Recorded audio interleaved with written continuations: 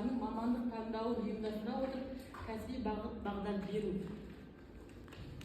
Мен мына әдемі қанат сөзбен бастағым келіп отыр.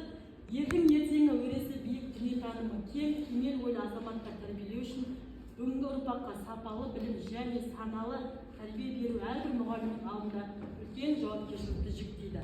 Біз ұстаз болған соң біз бұрын бұл мамандық бізде болған жоқ. Қазір кірсек 11 сыныптың оқушылары бізді кәдімгідей бір қарсы алады. Ана тестке жауапты маман етіп қойды ғой бізді.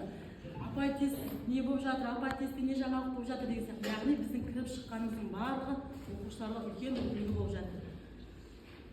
Бұл тақырыпта менің мақсатым оқушыларға өзінің қабілетін белгілі бір кәсіптік салаға бейімділігін анықтауына, соның негізінде жоғары буында оқу бағдарын дұрыс таңдауына көмек беру.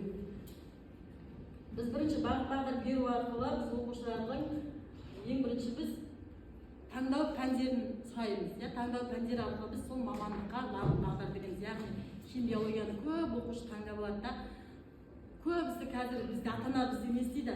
Ауылдық жерде сен мұғалім бола сал, сен дәрігер бола сал, осы ауылдың жан-жағында колледж бар, университетке түсе сал деп ата-ана бірінші балаға соның миына құйып қояды.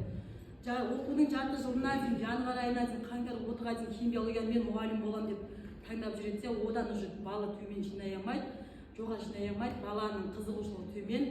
Яғни ол мамандықты бала ұнатпайды. Апай мен ұнамай жатыр, бірақ ата-анам осыған түстесін деп жатыр деп бала біздің қасымызға келеді. Өзіңнің таңдауымен деген кезде өзі дене шынықтыру мұғалімі, яғни спорт жағынан жақсы болады да бала. Заң жағынан, математика жағынан дұрыс болса, яғни соған көмектесіңізші деген сияқты бізге қасымызға келеді. Пән мұғалімі, біз кәсіптік бағдар беру мұғалімдері барлығы ақылдаса отырып, балаға біз өзің таңдауын жасашы дейміз. Яғни өзі бір рет осы пәнді таңдау арқылы, яғни бала кішкене де болса жоғары жетістікке жете алады екен.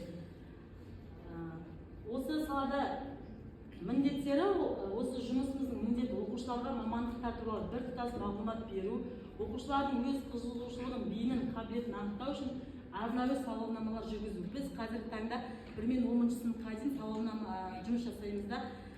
Мен өзім осы қазірге былтыр 9-11-ден ғана сауалнама алдым да. Яғни ұнайтын пәні, яғни 10 сыныпта біз қай бағыт таңдайсың деп бөлеміз ғой. Сол бойынша сауалнама алынды, арқылы жұмыс жасалып жатыр. Бастауыш сыныптардан сурет салу арқылы, суреттерді құрастыру арқылы біз жұмыс жасаймыз. Енді мына жерден бұл биылғы оқу ОБД-ның біз қыркүйек айы енді басталды ғой.